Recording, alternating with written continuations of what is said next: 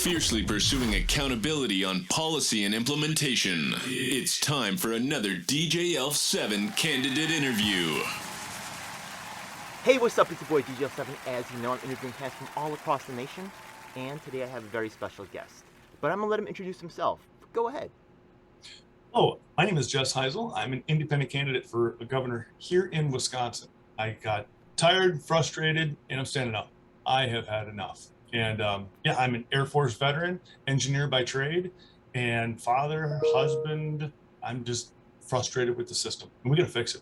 I understand. So, yeah, quick overview there. All right. So, if you're, I know you're frustrated with the system. Maybe you could go into a little bit of more details about why you're running. Because a lot of people are frustrated with the system, but that doesn't give them the incentive to run for a position, right? So maybe you could be a little bit more why are you actually running for this position, right? Because a lot of people think the system messed up.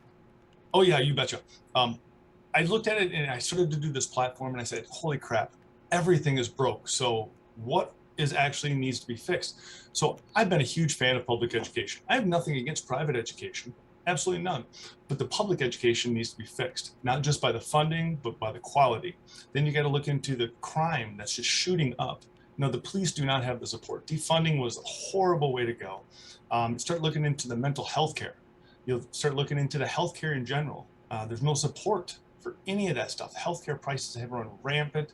PBMs, your pharmacy benefit managers, are just taking hand over fist. And who's at fault on that one? The consumers. And I said, who is fixing this? The Democrats, Republicans? In reality, neither one of them are. Yeah. They are using people as collateral damage for their political agenda. Absolutely. That's what this program is all about. It was frustrating. It was absolutely frustrating, and I didn't see either one of them do it. So I looked, hey, do I want to do it like a House, a Senate seat, or even just a county board? But I said, you know what? To truly make a difference, it's got to be fixed from the top, because we can get these lower positions all day long. And to be honest, they're much easier to do. You betcha. But to fix it today for our next generation, it's got to be done from the top. Have you ever run for office before? Oh, I did try to do a school board about 3 years ago. I started about 2 weeks before the election vote, and it was I had about almost 300 write-in votes. It was actually pretty impressive. You know, it's good that you go through the process, though, so you know the timing, right? So, because to take something at this level, right, never having done anything before, at least you'll have seen the process and gone through it. So that's, that increased your chances somewhat, yeah? And so, I'm actually up on the school board again for our Area 6 here in our town. Oh, that's cool. And we tried that same thing too. We went and we spoke at school board meetings and to say, hey, we can't be doing this type of policy, or we need to change this. And we've seen teachers that are retiring that come up there and they just blast the school board. And we're frustrated. As a community, we're frustrated. And what I see happening is people are so angry down below because we're not being heard.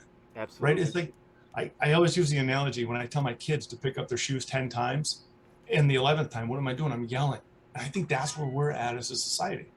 Like, people are so frustrated with the maps, with the voting, with pick something out there, with COVID.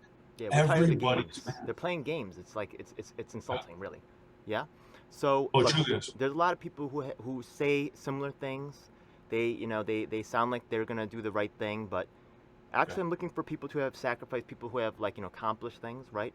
What relevant accomplishments, right? So I sometimes ask people, what are you most proud of? And they say, my kids. And how does that show me that they're going to be a good in their position? So not that your kids aren't relevant, right? But give me a accomplishment that's relevant to governance, right?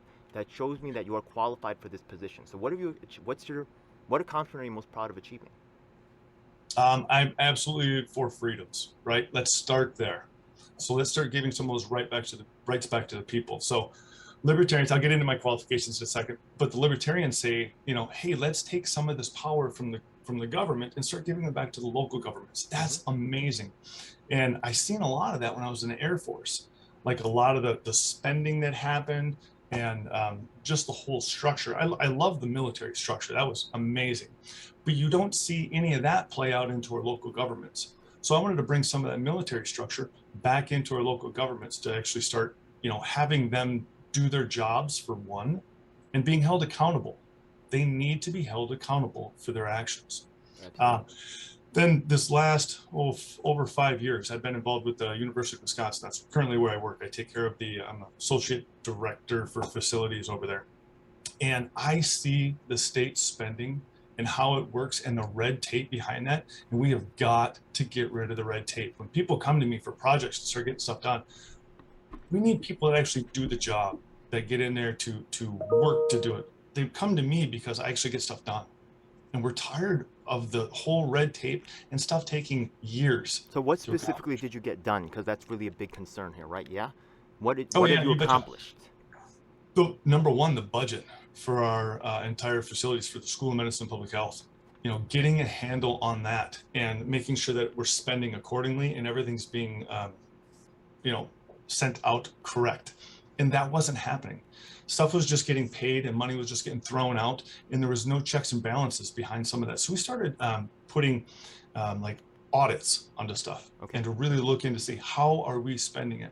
And we see that today. Wait, so did you save money? Did you save money specifically? Were you able to find wastage in certain programs? How much money did you guys get back? What are the metrics on the performance? Oh, absolutely. We got some back. Right? How much back? I want to know. Or around, metrics, right? Yeah. We're running right around a $2.5 million budget just for our stuff right now. And it's nothing compared to what you do at like a state or I understand, right? Yeah. Yeah, totally get that. But we saved almost $300,000 within the first 2 years. Okay, just cutting some of that stuff back. That's significant. Out of a $2 million budget, that's significant. So that's the type of thing I like to hear. Yeah?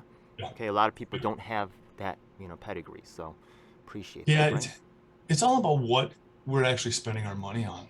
Yeah. And it's not, you see a lot of waste coming out of organizations. And it's not just, I'm not saying the UW, I'm not throwing them under the bus, but all across the state. Look at some of these state jobs when they do projects. What do they do with their old stuff? They're throwing it in the dumpster. They're using it, or they're not using it. One of the things I'd like to do is take the computers. We throw away so many damn computers.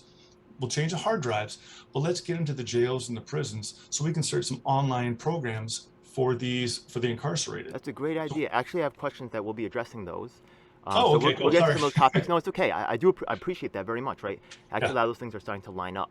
But the thing is that I like to put my partners first. I have a lot of political organizations that I work with.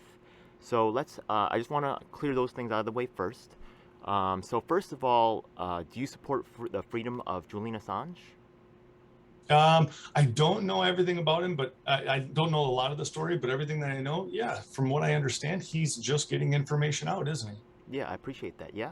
The second question, okay. Oh, go ahead. The second question would be, do you support UBI? UBI. UBI would be Universal Basic Income. Oh, no. Okay, no, not about giving about free money away because, was it Andrew Yang, correct? Well, the thing is that, right, it was originally proposed, made famous by Martin Luther King. Now, the thing is that I agree, right? The thing is that it's funny, right? Because a lot of people out there blindly support UBI. But as you know, right, from it sounds like your experience, a lot of things that they say are for us get weaponized against us, like affordable housing. It's a new form of actually, gentrification, like advanced level. So UBI, right, it's just a name, right? Medicare for All is just a name. But, if you just blindly support it, it's really problematic. So I appreciate, right, people who have government experience will be skeptical. There are some negative concerns about UBI that need to be attended to, that some people just blindly say it's the solution for everything. There's no magic answers here. And I'm glad that, there should be critical thought on this process. So appreciate that. Well, I look at it as if you start giving out $1,000 to everybody, right? What's that really going to end up doing? It's just going to shift our supply and demand scale. So it's going to raise the prices of things. There was oh Jesus, I'm dig up some brain cells here back from college. There was a king that went through Africa when he was going to Mecca at one point. And he had so much gold, and he ended up just saturating these markets as he went through. He was giving it away. Yeah. And the inflation that took him almost 10 years to recover. Right. And I kind of look at it as UBI, kind of the same thing. Right now, you're absolutely right. That's a logical concern. And the thing is that right now, our idea here isn't really because everybody's going to have their own idea. We're going to see which one of these ideas can pass ratification. Maybe people could attend to your concerns and get UBI passed. Maybe they can't. And if we can't get an agreement, right, we'll just take that and move on to the other things we can agree on. We don't want to spend all day arguing who's right, who's wrong, right? People without practical experience, working knowledge are going to take their firm ass stand, right? Yeah, whatever, right? Yeah. If we can't agree, Let's just move on. We don't have to have this back and forth forever, right? Yeah. If you can't support UBI, you have, honestly, right? As part of UBI, I'm going to say that a lot of things you say sound valid. They need to be attended to, and if you can't support it, I agree. And fuck it, let's move on, right? Yeah. The next issue right there is going to be people with disabilities, right, are allowed to be paid sub-minimum wage. Now the thing is, if you look at minimum wage, it's a subsistence wage, and I'll tell you that myself, right? When you work at minimum wage, right, like there's a mentality that goes like, look, I've been poor for a lot of my life. People say, not saying that it's right, but some people say if I'm getting paid minimum wage, they're going to get minimum work. When you're paid sub-minimum wage, you can really feel psychologically that you're worth less than a person. It can be like, why are you motivated to work hard? So, look, there's a debate about minimum wage, but just the fact that, and if people with minimum wage have lower productivity, maybe federal subsidies, but if we think about minimum wage, it's almost like based around poverty level. Would you support at least minimum wage for people with disabilities in some instance? Of course. Well, actually, building up that Right. lower class, we'll say, right? Building up the poor. So we know that trickle down hasn't worked, right? Greed, corruption has taken over. Yeah. It trickle up does, though, because if you start saturating the poor, what are they going to do? They're going to spend their money locally. They're not taking off and buying yachts somewhere else or anything like that. I appreciate that. Big shout out to the Trickle Up podcast. I hope you're watching. Big shout out to Yang Gang. You know what I mean? I know you guys support that. I'm with many groups. I'm with the Tulsi group. I don't know if you heard of her, right? She's very libertarian, and right, Bernie for Kratz, People's Party. I'm affiliated with a lot of movements right here. So appreciate that, right? I'm sure the disabled community, right? Actually, we just got the Disabilities Advocate restored in New York after a month of demonstrations. So great job. I hope that our people come out and support your, people with disabilities might think libertarians cannot support them. This guy's proving you wrong right here, right? Yeah, you can support. He will make sure that some of your issues are attended to. We're going to have more discussions on that. I am an independent. Appreciate. Oh, you're independent. Okay, libertarian leaning, but independent. Cool. Yeah, definitely. Well, the freedoms, right? Love that. The freedoms. Be nice to have those. Let's go to another community that I work with, the trans community. Okay, so the thing is, we look at the trans community and they face a lot of discrimination, and I get it, right? They have a different lifestyle, they look different, so they're going to get discriminated against. So the thing is that when they find themselves in poverty and they find themselves needing public housing, right? They're poor. So the thing is that once they go into public housing, they may face discrimination, they may get beat up, they may get feel uncomfortable for a variety of reasons. And let's suppose, for instance, we see 10% of the people applying, right? This is made up, by the way, right? Yeah? Let's suppose that 10% of the people applying for public housing are trans. Okay. And we see that 2% of the people in public housing are actually trans. Okay. Well, we see a discrepancy there that indicates, right, that these people are not getting fair access to public resources. Now, there's no law saying you can discriminate against trans people, right? But we can see the reality is that these people are, or the numbers are suggesting that they're not being treated fairly. What can you do to assure this population, right, fair and equal access to government, stuff? That's going to be a tough one. Sure is. That's why I'm asking you. Let's see what's up. Yeah, what you got? For the laws that are there, you can help out the trans for it, but how do you make laws for people that are stereotyping? I can give you a couple different possible solutions to see how you feel about them, right? So one of the ideas that this idea kind of like the question incorporates is the idea of quotas, right? There's a 10%, right? Yeah, there's a 2%. Are you going to try to raise it to 10%, but then people say that quotas can be discriminatory? They can feel that they can be limiting. And also another suggestion that sometimes gets brought up is let's give them their own housing, right? But then let's imagine that you took all the black people and put them into one building. That would be hugely problematic. You know what I mean? That would be hugely controversial. So let's take a look at the idea of quotas as a solution, because a lot of times we use quotas to measure things and to determine, right? That's actually how they do Medicare auditing to find discrimination. But it's not like one solution is right for everything, right? So how do you feel about quotas as a solution for attending to problems with something like this? If they're flexible, that can change over time, because we've seen quotas that are stuck there for years, right? And we know, as you know, that when you start fixing problems, those quota numbers change. Yeah. And we've came pretty far, very far as a society in the past 100 years, right? I mean, just from the Jim Crow laws that were removed, and look where we're at here, 70 years later, we are changing as a society, and we need a new culture. So when we get into the racial disparities and, you know, all the stereotypes, we are going to be a better society for our next generation. But we can't keep stereotyping and doing some of this stuff. We need to get people in there that are going to do the right thing in the first place. Because if we have the people in there to do the right thing that says, hey, we are having our statistics here are showing that we need more trans people into these houses, your 10% that you were just talking about, but people aren't doing anything about it, well then let's get rid of those people and let's get the right people in there that are going to make the right choices I to like help that people answer. out. Yeah. Yeah, Because there's multiple solutions. We'll be having a workshop on that, right, so that people can share their different ideas. People have done more work on it, but I like those answers, right, because one of the things that you were talking about was a constant review as things go on, right? Sometimes people just put something in place. The thing that you're talking about, which I really admire, by the way, is using a tool-based solution, right? The thing is that sometimes it's right, sometimes it's wrong. People think that UBI is going to solve everything like magic. People think that, right? You can install one thing. No, the process is changing and evolving, and we need to stay involved with the process. And I appreciate your recognition of that fact. You know, this is yes, thank you. yeah, That's yeah. Go ahead. that's the engineer in me. And And contingency stuff like that, right? Yeah, designs yeah. will. Yeah, people think I'm gonna build it once and it'll never fail. Yeah, okay. Thank you, appreciate Right. that. Yeah. Okay, Yeah. so let's move on to the next issue. So yeah, you gotta constantly adapt. So let's take a look. You ever heard of something called right to repair? No. Okay, so the thing is that there's a couple different examples of this, but you take a look at the cell phones are probably one of the most well-known examples. You crack your screen, right, or maybe Yeah. it falls in the water, and then you take it to Apple Store, and they say, you know what, we can't fix this. You're just going to have to buy a new one.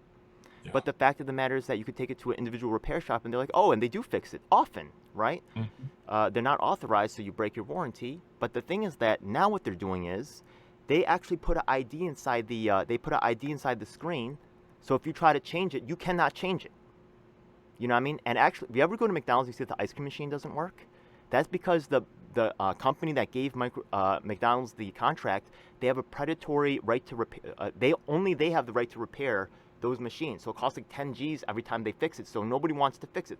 The military, Biden passed an order saying that the military needs to have right to repair. So you can see that a lot of the products are moving to like a rental system, and we're losing a lot of our rights to actually own property, right? They're just forcing us to buy this stuff over and over again. Planned obsolescence, all this BS, right? And you were talking earlier about the computer waste, right? It's very wasteful and environmentally damaging, not being able to repair your own items. It's absolutely horrible. Yeah. And look at our landfill that's filling up because of some of that stuff. Absolutely. Yeah. Yeah. You betcha. And there's economics that can kind of go behind some of that stuff, right? So yeah, if it does cost too much to repair versus replace, that's something different. Right. But what you were just talking about, some of that right to repair stuff, look into the government contracts that are going on. Yeah. That's where we lose. And on the Absolutely. national level, it's disgusting. They were Our losing so lobby- much that Biden passed an executive order saying that the military right now has to be able to repair their own vehicles and machines because they had exactly predatory contracts that were sucking huge amounts of money out, right? Yeah. And right to repair. The thing is that, right, the government's trying to protect themselves, but they're leaving us to fish for ourselves. So Mac is doing all their BS, right, and we're getting no protections. I think the farmers are getting, they're starting to get some advancement, but we're being left to fend for ourselves, and we're getting screwed. That's what's happening. Yeah. They don't care about the consumers, right? My three Windows, words. right? You don't even own it right now. They're sharing our data with all this stuff. It's way out of control. Oh, it is. It absolutely Yeah. is. Every time I ask the questions on saying why that doesn't seem logical, my three Right. words: follow the money. Exactly. So would you support the right to repair? Oh, absolutely. Okay, cool. That's a pretty You large betcha. movement. So actually, Wisconsin is known because the farmers, I think, they're actually known for that. That's one of the reasons why I was excited to talk to you. I think Louis Rossman has done some work with farmers, maybe even specific in Wisconsin. So I'll email you some information about that. I have to look at it again, but I know there's farmers out there in the Midwest or. From the farmers that I know, they wouldn't care. They would just fix it. They would have somebody fix it at the most Yeah. reasonable cost. But they're locking it off, right? Some of the computerized stuff, right? They're locking it off. Where, they're making it like they're controlling the chips now. Like Yeah. if you want to repair it, you have to have it. Like they're breaking it. They're forcing you to do it now, right? Yeah. Well, it's just designing TVs for 5 years with a 3-year warranty. They know that they're going to break, right? Yeah. They want to break because they're going to go back out there and you're going to buy some of the same stuff again. They make more of a profit by selling everybody new stuff with a huge markup than they do from the repairs. They're incentivized to do this, you know, and Yeah, it's really follow the money. wasteful and yeah, exactly. So appreciate your help with that. Hopefully, you know, people in these movements will be supporting your campaign, right? You're a Send that over valued to ally. me. Yeah, I'd like to read a little bit more about that. No As an doubt. engineer, I fix stuff all the time. My Okay. first degree was in electronics, so You I've just always Google right to repair, man. I don't Google it. These are the ones, right? But just look up, like, you know, right to repair. It's a very well-known topic. Yeah. yeah. Okay. So now that we've covered, you know, my partners, I'm going to actually cover some larger topics, right? So the thing is that we see the growing wealth gap. The rich are getting rich, the poor are getting poor. This does not seem sustainable. What are your What are your plans to address that with the authority you'll be given? You betcha. This goes back to some of the trickle up I was just talking about. Wisconsin is sad to say one of the worst in the nation for racial disparities. If you look at the African American community opposed to whites, it's the biggest difference between like health, pay gaps, just the standard of living. And in our two areas, the two worst cities to live in the entire United States is number one, Milwaukee, and number two, Racine. And Chicago's not too far behind that. I mean, that's just a big chain of just stuff just getting thrown at them that it's hard for them to get back up from those situations. So when you do something like that, remember the New Deal?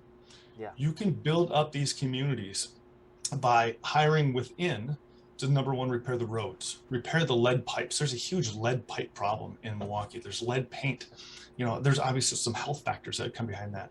Hire within to create jobs. Boom, you're starting to stimulate now internal. Also throw small businesses in there, grocery stores, so people aren't taking a bus an hour and a half to a grocery store to get food for their families. Yeah. You've got to build those communities back up. It's not about, you know, going in there and just saying, well, you know, we tried, we're done. There's a lot of communities that are fighting to build these marginalized neighborhoods back up, but they're not getting the support they need. They're not getting the funding they need. And it's stressful for them.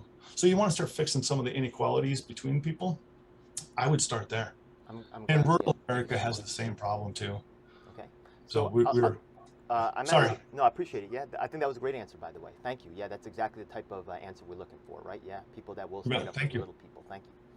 Now, the fact is that I'm Korean American, and the fact is that there's been, you know, I've seen a lot of. I look at how much the news media like gets wrong on my people, and you know, just my issues, right? Korean American issues.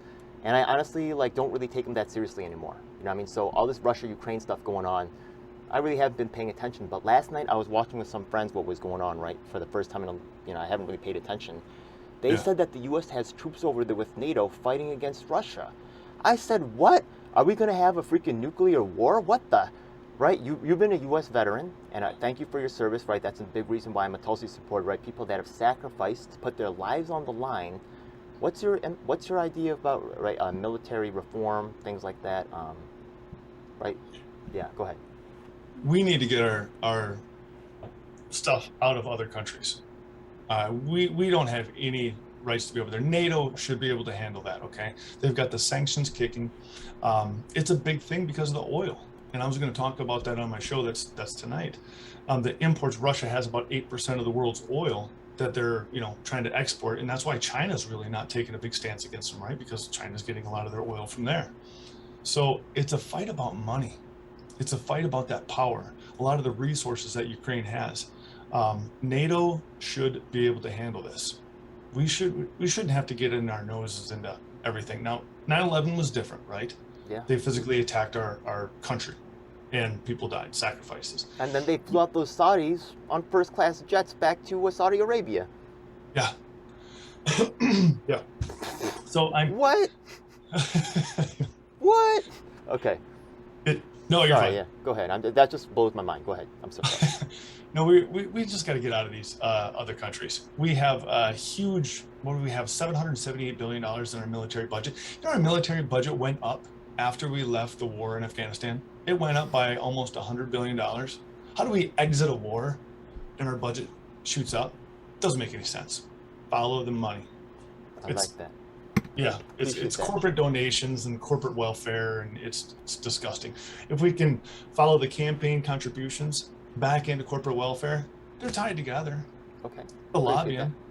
that. Yeah. Okay, so the thing Oh, is sorry. that no, you did great. Yeah, I thought that was a complete answer. Do you have anything else you want to comment about that? I didn't want to cut you off. No, we're good there. I guess we'll stop there. That was a perfect answer. Yeah. Look, there's quite a bit of material to cover through. I don't want to like lose. Right.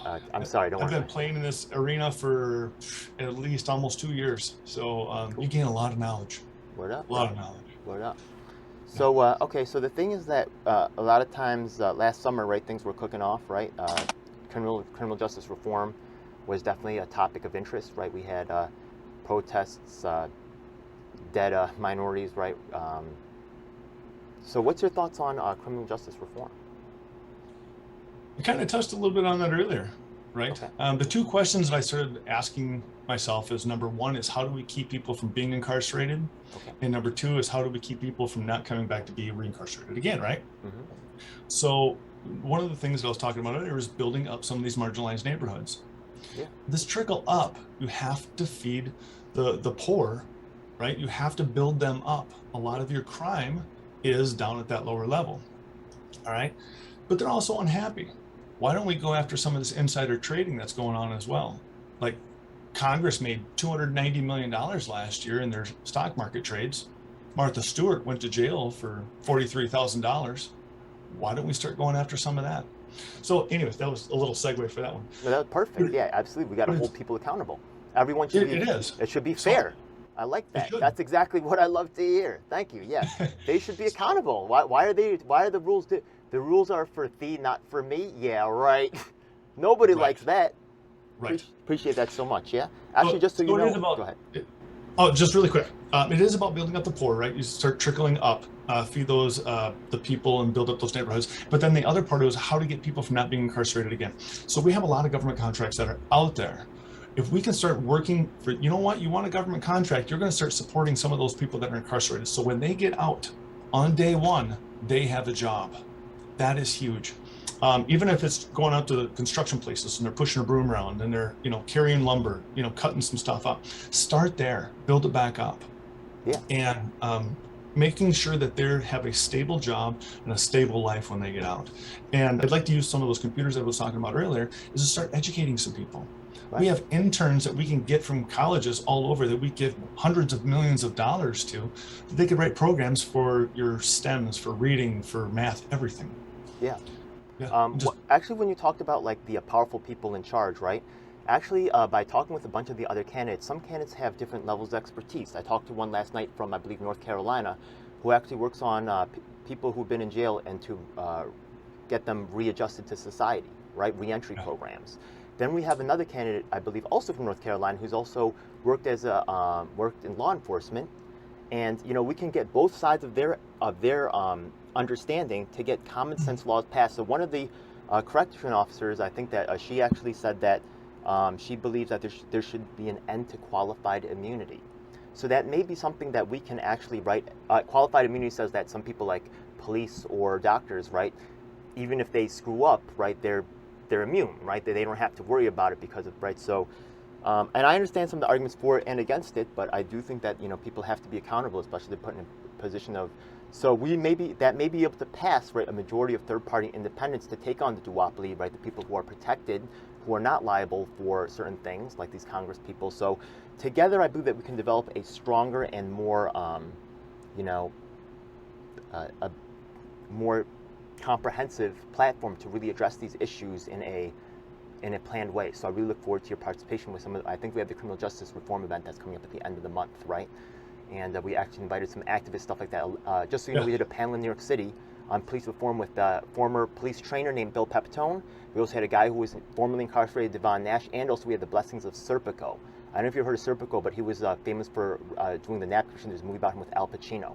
So we might be able to get into a room and have that happen on the 27th, a similar type of level of event with a lot of high quality input as in terms of designing this unified platform. So good. Yeah, thank you. So really excited about that. Okay, let's move on to the next topic over here. So the thing is that when we look at the federal budget, a lot of the money is spent on Social Security, right, paying off the debt, things like that, Medicare, welfare.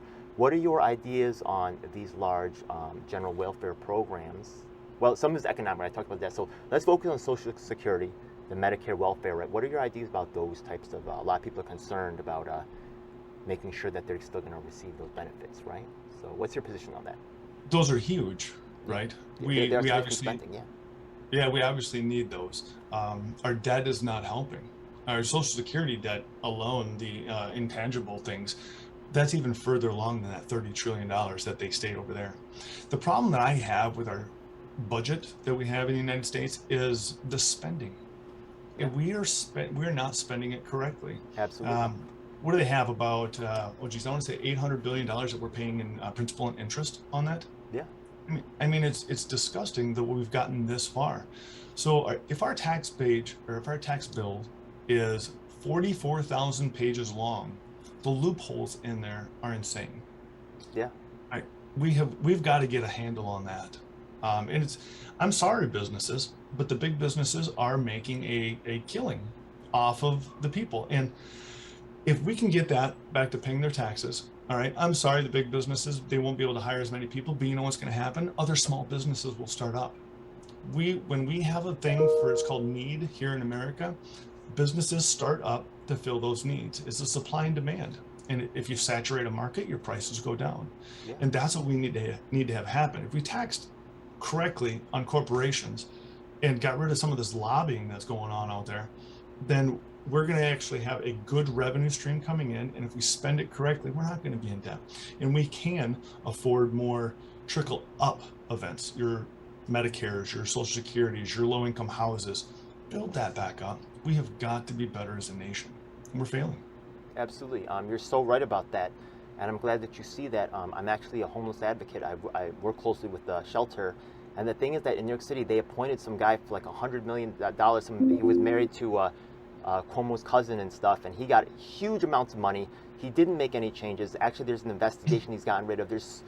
People want to fund these programs, but these programs have a horrible track record. People want to put more money in. I'm like, the poor people aren't getting the money. Stop funding it without asking where the money. You're absolutely right. Yeah, right.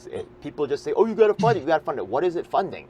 Right. These other dudes getting rich off it. Nah, man. You stop that. Stop that. Yeah. You're attending some real issues because people only want to look at part of the problem instead of understanding the whole. An engineer must understand the whole problem to develop a correct solution. Don't you? Yeah. Yeah. I like that. They're feeding the wrong mouths with those payments. Absolutely. I had an idea for the homeless here in Wisconsin. What I wanted to do is take some of the old buildings. We have plenty of old buildings. I mean, all across the country you do. Take one of those, let them fix it up, hire them to fix it up, and then they can use it as a shelter. And then they can bring in other homeless, and they can make a little sustainable neighborhood right there. You can have the cooks, you can have laundry, you can have people supporting them for jobs. And they have showers, they have food, and they can go out and get jobs. It's supporting the homeless, and you can give them. There was a program in Milwaukee that had a graduation type. How do I say this? They go in, they would take a job, and they would work like as a doorman. And then once they graduate from that job, they go out and get a different job. So this organization helped them to get different jobs, and it was absolutely amazing. And then they would graduate from the program, and they're good. Actually, I'd like to share with you something because actually I've been an activist for over 25 years. I know I look young, right? Yeah. I'm a wizard. Look at that, right? Yeah, I just have a chopstick here, whatever. So the thing is, right, check this out. So the thing is that during the Obama era, they were having problem paying for repairs in public housing because the rent might be low, because it's based on your income, right? So the thing is that they said they have to get out of public housing because they no longer can afford the repairs. Yeah. So they said they got to bring in the private sector to pay for this. And by the way, this is happening nationwide. You maybe have heard of some of this activities going on right now. And this actually, right, there's already plans in place to address some of the things that you're talking about. So check this out.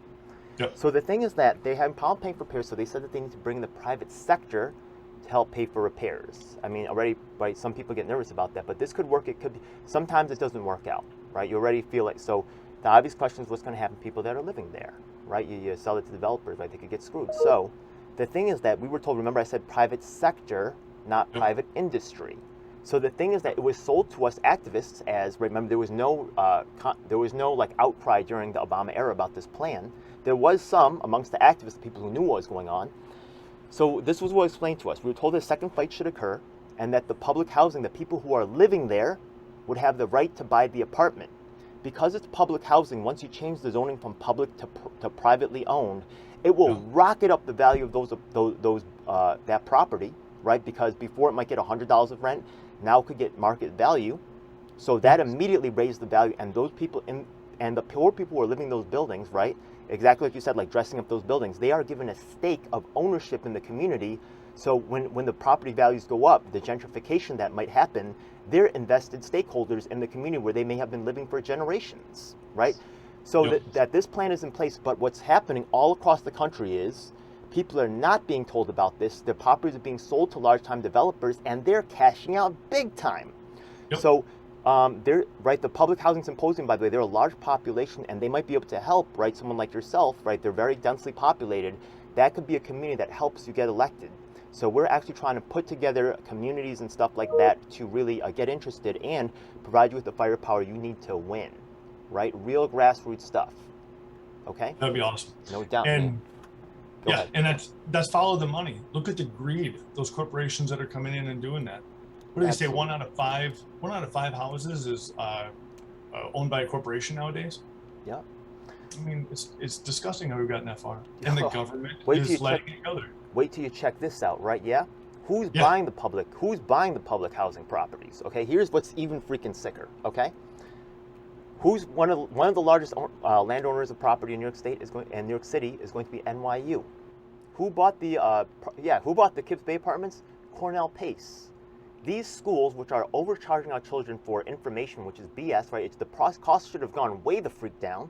They're charging more than ever. These are not educational institutions, they're financial institutions, bankrupting our children to make a small, wealthy elite of those owners rich as hell.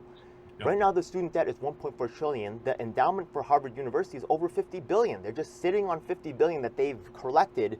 A lot of government, breakdowns. And what's even worse is that these schools, they can generate reports and studies that can justify whatever the government wants or needs. That's how deep the level is. It's a huge problem, man. They're invested, right? I'm sorry, go ahead. No. And these are publicly funded too. Right, so they get federal and state dollars. Exactly, it's absurd. So they're using your tax money to turn around and screw you over. Double screwing. It's so insane. It is so insane, man. Yeah.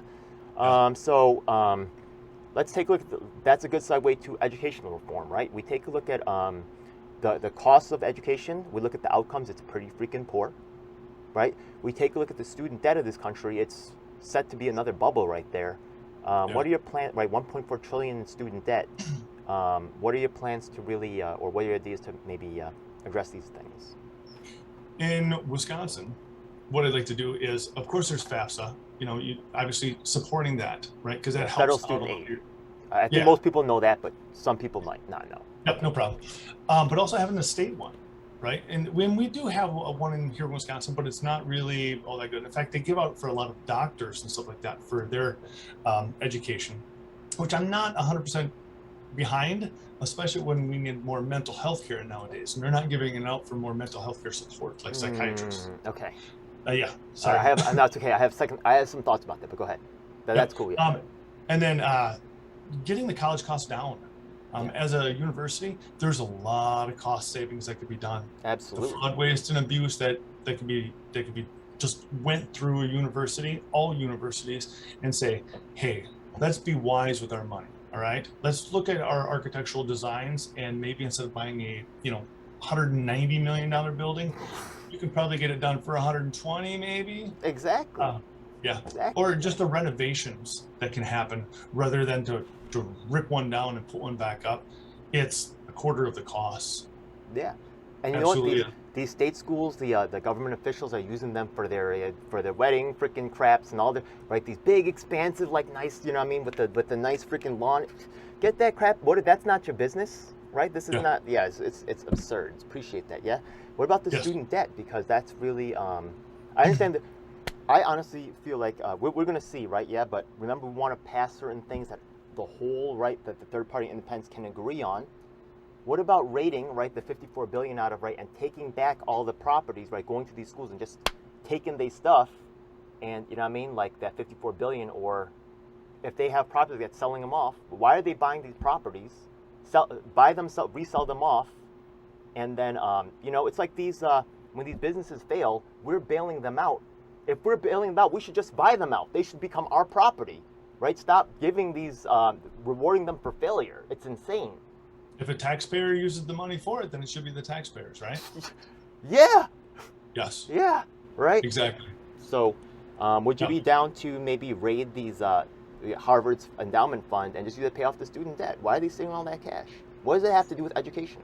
Maybe not yet. No, not really for paying off people's student debts, but I am for helping them control their interest rates. Oh, in California, they've actually passed that, right? I think they're working on that now. Just so you know, a lot of people get involved and interested in this third-party stuff, which I am deeply in. But let's be real, okay? The Green Party has about 150,000 members. I think, what is it? The Libertarians have about 200,000. But my partner, Lisa, who's in LA, big shout out to her, right? Color of Change, a women's black interest organization, has 8 million members. So hit them up, right? Yeah, they're actually very interested in actually black women have a very high voting rate. They might be able to help get you in. So hit them up, dude. You know what I mean? Amen. Okay. They're working on that issue. So actually, in California, what they're doing is they're actually removing the interest rate from private loans, and they're debting that. So in some states, they're already working on removing the interest rates from student loans, but not all states. Go ahead. I'm okay with helping out with that, yeah. But as for paying off somebody's loan, that is a choice, right? People are choosing where to go to college. I feel like you were scammed, but go ahead. I feel like it's a scam. Go ahead. Well, choose where you go to college, right? Let's be smart about it. So a technical college, I learned a lot going, my first college was a technical college. I actually learned a lot more there than I did going to a university. There's a lot more hands-on. You're able to do more interactions. I like that better. It was a heck of a lot cheaper. Oh my goodness.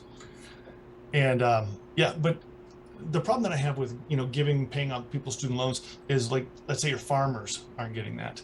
Some of your other people aren't getting that. So I look at it as kind of like the UBI thing, right?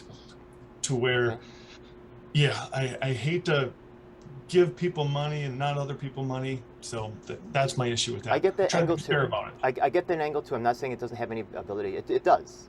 So we need to find where we can work together. I think that's a fair point, and I appreciate that, right? We don't have to be like, oh, he said some good stuff. I appreciate that, right? And these things have to be addressed for real, right? We can't just expect people to just sign to a receipt. There should be some diversity. I appreciate that, right? Thank you so much. Let's move on to the idea of environmental reform and climate change, right? Yeah. What do you have? What are your thoughts regarding that? We do need environmental control. It's getting a little crazy. I think from the national level, I like the facts that we're worried about emissions coming off of vehicles, and EVs are really taking off.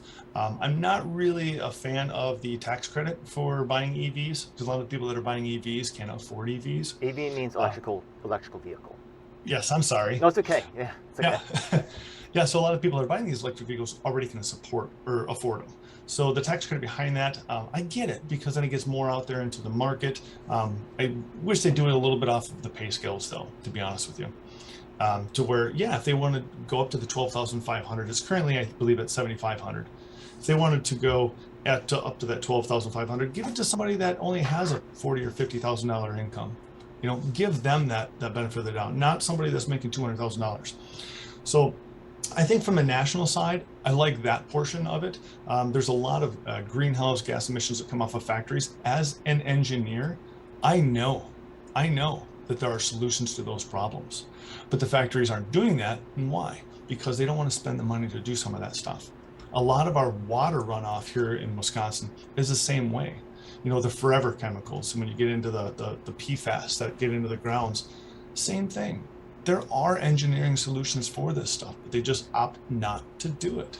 The dumping of water, dirty water down drains. One of the big ones that I really want to push here in Wisconsin is some of the bigger farms that are here. They've grown to 10,000 cattle, and they're called CAFOs, concentrated animal feeding operations, to where once they get above about 750 cattle, they're considered this big organization. But the concentration of that many cattle in one area, that waste is soaking into the ground, and it just saturates through the ground. It's contaminating people's wells. There's a county up here, Kewaunee County. People won't be able to have sustainable drinking water for probably 20, 30 years if they stopped today. But there's 16 of these large farms that are just in that county, and they're not changing. There's a thing called a digester. A digester, you can take some of this waste, you can put it in there, heat it up, it pulls the methane off of it. You can pipe that methane over into a generator, create electricity. Yeah. You can get green electricity off of biomass. You can filter the urine enough to get it back to water too, so that help cut down on their water usage. Yeah. The problem, some of them have them in Wisconsin. The problem that is happening is the energy companies, and the Green Party, I'm sure, knows all about this as well. They're giving them bad rates on their kilowatt usage, or kilowatt sell back, right? So there's about 3 to 4 cents that they're paying these people with their digesters, or solar for that matter. But yet the electric companies are turning around and selling it back to people for about 13 or 14 cents a kilowatt. They're making 10 cents per kilowatt for not doing anything. Yeah. That's a pretty damn good job, if you ask me, for not doing anything. Yeah. But you're right. So This is disgusting. Thanks for letting me know about that. That's crazy. Follow the money, right? Damn straight.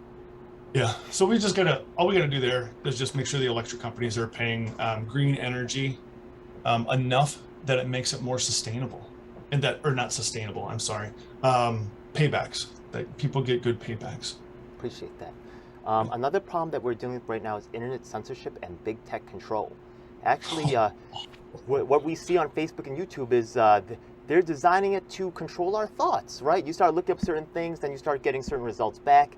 Certain things are not allowed to be talked about. They're trying to actually manage our perception of events as they occur. Like, what? What are some ideas you have to really, because they say, oh, it's a big tech company and they're private, so they could do whatever they want. But the amount of people using it is so wide that it has effects on our just general society, right? The lack of attention, things like that. What are plans to deal with this? They're very powerful. It's a huge problem. You're damn right. They're very powerful. It's disgusting too, isn't it? Isn't it interesting? It's scary. They can polarize everything. Yeah. Everything. And they sell it, and they try to keep people fighting amongst ourselves. You know what I'm seeing? People are realizing that COVID brought some of that stuff out. People are mad. People are angry, and it's not turning against each other anymore.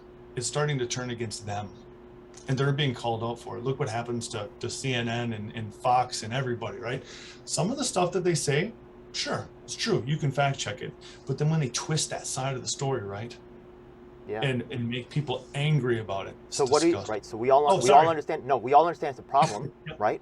But what are your plans to solve it? Like, how are you going? Right? It's good that you really understand the problem, but what can we do? There was a thing back in, I think Reagan got rid of it, but it was about the FCC and being able to tell both sides of the story. It was an independent approach, and it used to be regulated until they got rid of it back then under the free speech. And they said, wait a minute, people can just say whatever they want. And then it started to turn, that messaging started to go down, right? They realized that anger and that pessimism got them votes. So we have to get back to that. We have to get back to saying, hey, you can be a news agency, you betcha, you can go on the airwaves, but you have to tell both sides of the story and tell it honestly. And you can't be manipulating it. It's like pretty tough to do it on the internet, right? Because anybody can get on and say anything. Yeah, it's tough to, and also those agencies, right? The person regulating that can be compromised. So I feel you on that. But yeah, like that is a good common sense solution, really, to try to make sure there is some. Also, another thing is that though they try to control both sides. Actually, just so you know, despite all the work that I've done, despite that I've been an activist in the field for over 25 years. The progressive media as well, the independent media also is highly, highly controlled. They don't talk about the work that we're doing to build coalition. They don't talk about actual grassroots activists associated with, I told you, part of the Tulsi group.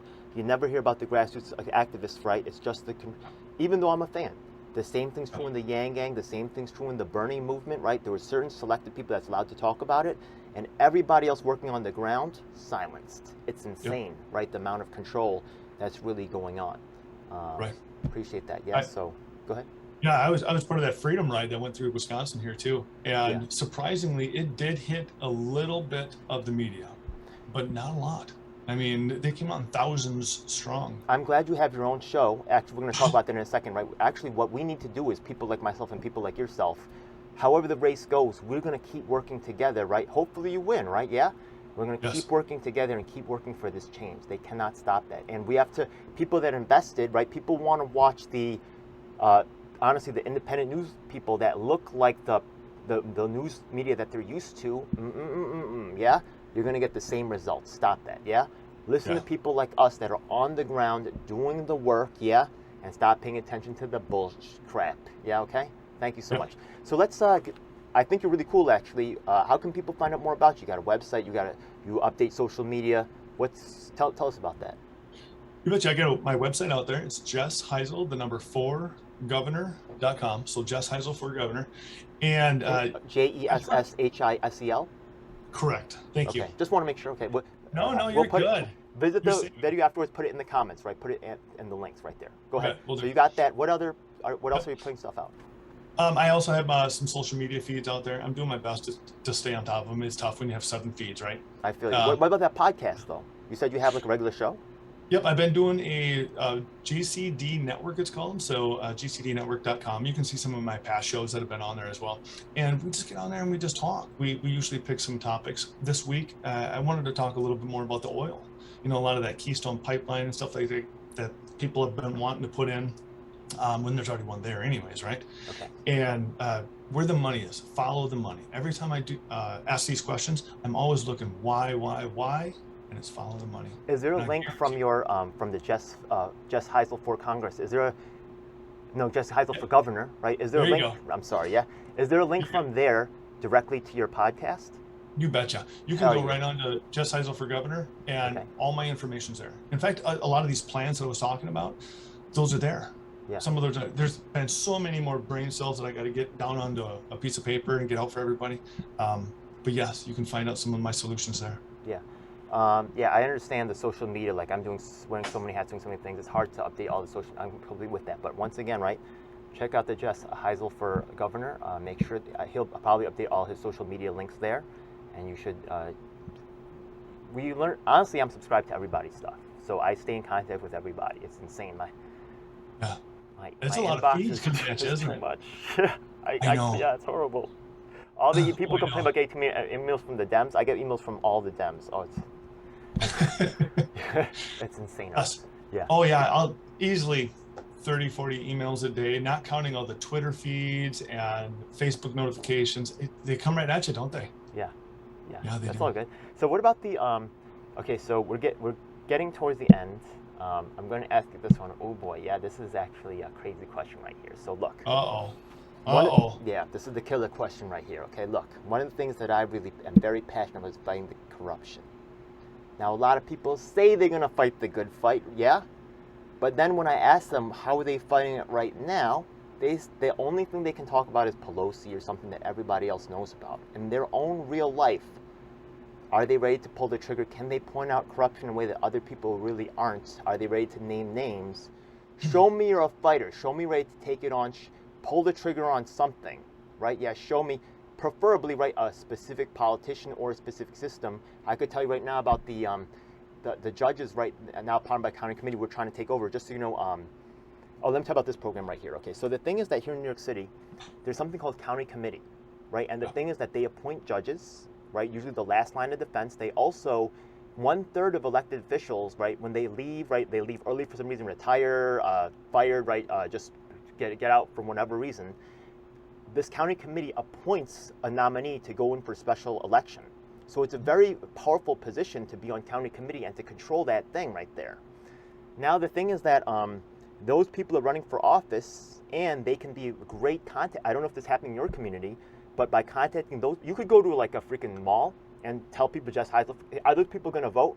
You know what I mean? Talk to these people that are already invested in the political system and make them your allies, and maybe you can really win this. You get what I mean? Yeah. I get what you mean. As an independent, I just need votes. I need the people. I need to get that name out there. I need to get some of these plans out there. So the one way you can do that is by showing us that we can believe in you. So pull that trigger, man. Show us you the anti-corruption guy. Tell us about some corruption, right? Yeah, that we don't know about. Name a name, show us something. Why can we believe you on this anti-corruption deal? You're just talking and you're going to do it. Let's see. You need to go check out something. My first thing that I learned about was opensecrets.org. You ever heard of this? Actually, we contacted them for our upcoming discussion panel on political. Beautiful. We already hopefully they involve with us. I have contacted. Awesome. Yo, I'm already with that. I like that. Yep. Okay, so go ahead. Absolutely. But they're uncovering stuff. What about you, man? Pull the trigger. You pull the trigger. Yeah. I'm learning. I'm learning every day. I got that. I swear I am. When I see stuff like OpenSecrets.org, when I see UnusualWhales.com, when I see some of that stuff, it's disgusting. You want me to call them out? I don't know. Maybe Congress made $290 million last year. Yeah. And who's at fault? We were in mandates. We were being locked down. Our world was hurting. We were suffering. It was pain. Everybody's feeling it. Look where we're at with inflation. Yeah. And then these organizations are pointing it out, and what's happening? Not a damn thing. Yeah, absolutely right. Actually, when we went to Schumer's and we bought 10K signatures with a combination of Yang Gang and People's Party, we actually examined his tax records, and actually he's making more money doing other things than his Senate gig, even though he's a minority leader or something. So it's being a senator for him, for Chuck Schumer, is a side hustle. That's his side hustle. They all are. I mean, OpenSecrets.org tells you how much money they're making and how much money they're worth. All right. Well, everything's out there. You want me to say a name? I don't know. Locally, right? Show us right? If you're involved with the community, you're going to know about something, right? Yeah, some deal going down, maybe a building developer locally that's making moves or something, right? Yeah. Right? I don't know any of in our area off the top of my head, and I apologize for that. If I did, I would have no problem calling them out. It is what it is, yeah. To be honest with you, if I see something, I'm just going to go say it to their face right away. You're in the school board, right? Yeah. Anything going funky down in the school board? I don't like a lot of the COVID policies that were put on, and that's why I'm running a school board. Who's getting an unfair deal? Which corporation? Anybody have a weird deal with the school board? We're only about who's doing the food service? 1,200. Hold on, we're a small rural school. We get about 1,200 students in there, so there's not many corporations really here in this town. Okay. But no, I just got tired of the COVID mandates being stuck on, and everybody's in referendum. There's always referendum, and I'm tired of it. I'm going to take it to the damn state. So. Here, Howard Markline, he's our senator here in... Referendums are like the whole population gets to vote on it. Why would a referendum be a bad thing? Because what do? When the things down, maybe? When the state and the federal aren't supporting anything, and school districts have to go after referendums. If referendums don't pass within those districts, 81% of school districts here in Wisconsin in the last 20 years have had a referendum. If they don't pass, what happens? People lose their jobs. Organizations get cut. You've got STEM programs that aren't being done, debate clubs that aren't being done. They're having to scale back late buses here in Wisconsin. We used to have a late bus after practices for wrestling, basketball, whatever. Those aren't happening anymore either. Those were cut.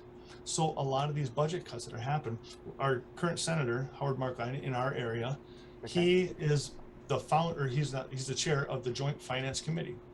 We need to fund these schools like we're supposed to. And this includes the federal government. The federal government was supposed to, for special education here in Wisconsin, support it by 40%. They're only doing, I think, 25%. Referendums can be gamed, but, they can, drop it on a certain time or, come with a marketing plan that really convinces people to do things that they really are against their own interests. But generally, if you get into the capital investments for it, but not operational ones. Operational ones are just the ones to pay the bills. But now capital ones, you betcha, if you want to do more tracks, or build a building or something like that to be able to try to get you more revenue, you betcha, absolutely. Okay. But they're different types of referendums. I'm sorry. No, it's cool. That was good. It's just good to know. Yeah. Yeah. So a referendum is a powerful tool, but it can be misused. I have had issues with it on both sides. Right. I've tried to use it, and it's been used on projects that I've been passionate about. So it's a tough one. Yeah. But I get you right. All the tool. It's a tool. Yeah. It's a powerful tool, right? But it can be misused and it can be used in problematic ways. So absolutely. True. So look, last question coming up, right? I think you're a very cool candidate. I'm actually quite excited about you. Thank you so much for coming by the program. So what? Now people have your information. They got the Jess Hisel, right, for governor, right? They got the website, the number 4, by the way. So what's coming up in the future? You guys got ballot petitioning done. You guys have events coming up, right? People could see you live. What's up? Share your plans for the future. You betcha. I've been doing the online shows. I'll probably just stick with digital until April comes along when I can get signatures, because that's right around. So April 15th, I'm going to be going around Wisconsin getting some signatures. I need 2,000 to be onto the ballot for governor race. Okay. Of course, you always want to get about 3,000, 3 to 4,000 to be on the safe side. And so that's my big thing. That's due on June 1st. So I have from April 15th to June 1st, collect those signatures and turn them in. And after that, last summer, I went around to county fairs. Absolutely amazing.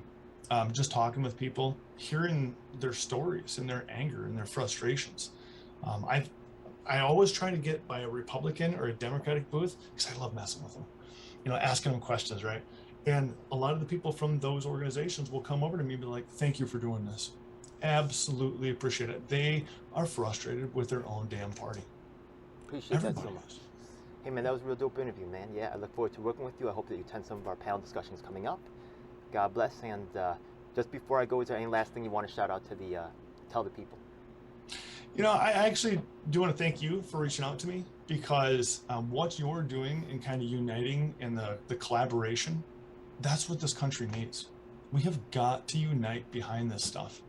And what you're doing here, once I'm honestly done with whatever I'm doing here, I would love to help too, because it's going to take a village to fix this. It's going to take everybody. I have a group that I work with called United People's Assembly. Hopefully they can get on board too. Been working on this for a while. Thank you so much. I know that you've thought through a lot of these issues. You're running for office. You have a network. You're going to be a very powerful addition to this program. Thank you so much.